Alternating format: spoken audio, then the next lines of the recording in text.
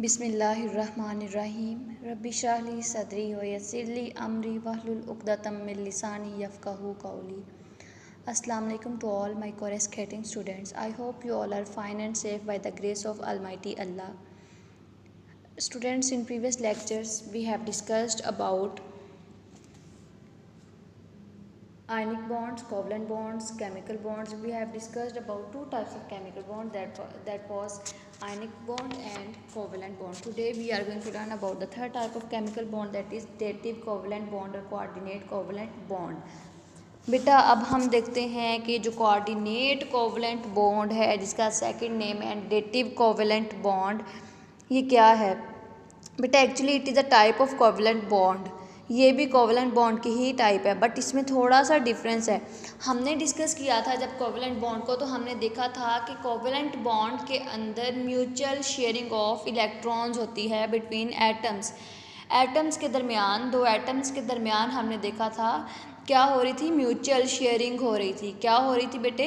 जी, mutual sharing हो रही थी। But in dative covalent bond, in coordinate covalent bond, what will happen, यहाँ पर भी शेयरिंग होगी, बट यहाँ पे जो शेयरिंग होगी बेटे वो क्या होगी, वो आपकी जो शेयरिंग है वो दोनों तरफ से शेयरिंग नहीं होगी। इसमें क्या होगा, एक एटम जो है वो अपना इलेक्ट्रॉन पेयर डोनेट करेगा, दूसरा एटम जो है वो अपना इलेक्ट्रॉन पेयर दूसरा एटम जो है वो इलेक्ट्रॉन पेयर क्या करेगा, एक्सेप्ट करेगा।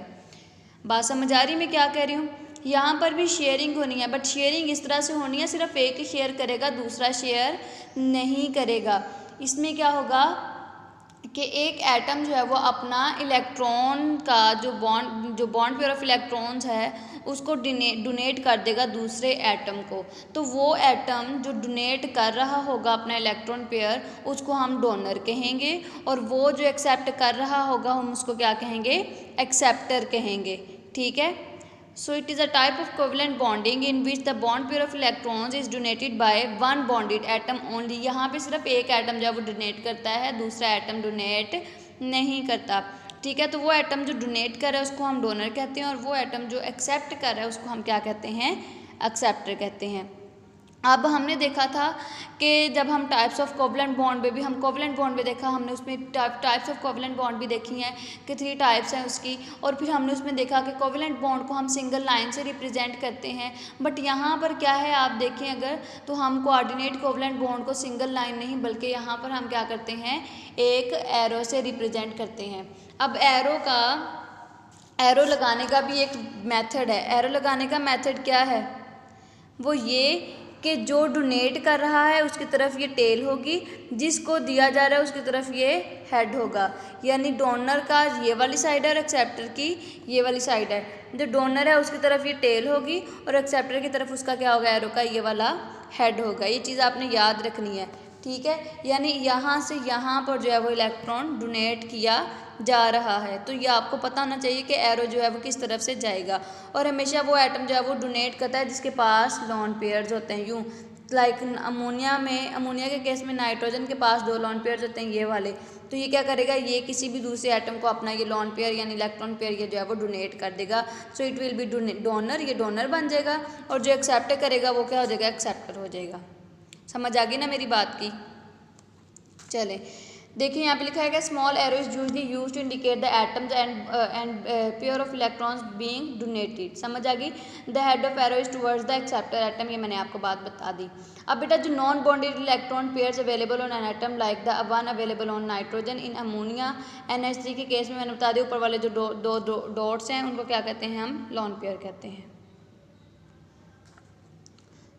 समझ आ गई इस चीज़ की? So when a proton H positive approaches a molecules with the lone pair of electrons, the lone pair is donated to H positive. Like आपके पास है ये वाला केस, इसमें क्या हुआ, ये NH3 इस चीज़ को ओपन करके ये लिखा हुआ है, इसके पास जैसे ही बेटे क्या चीज़ आई, H पॉजिटिव आई, इसके पास डेफिशिएंसी है इलेक्ट्रॉन की। पॉजिटिव साइन क्या इंडिकेट कर रहा है कि डेफिशिएंसी है इलेक्ट्रॉन की।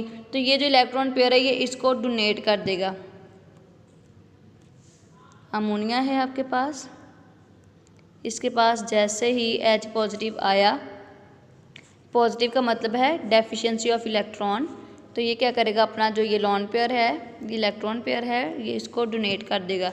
ये इसको डोनेट कर देगा तो आपके सामने ये वाली फॉर्म जो है वो बन जाएगी। और आप देखें कि ये जो एरो है वो टुवर्ड्स एच है, इसका मतलब है एच ने जो है एक्सेप्ट किया है और NH3 ने क्या किया, अपने इलेक्ट्रॉन पेयर को डोनेट किया है। ठीक है, सो इस तरह की बॉन्डिंग को हम कोऑर्डिनेट कोवलेंट बॉन्ड जो है वो कहते हैं। नीचे आपके पास जो है बेटे BF3 की भी एग्जांपल दी हुई है, बोरॉन ट्राईफ्लोराइड की।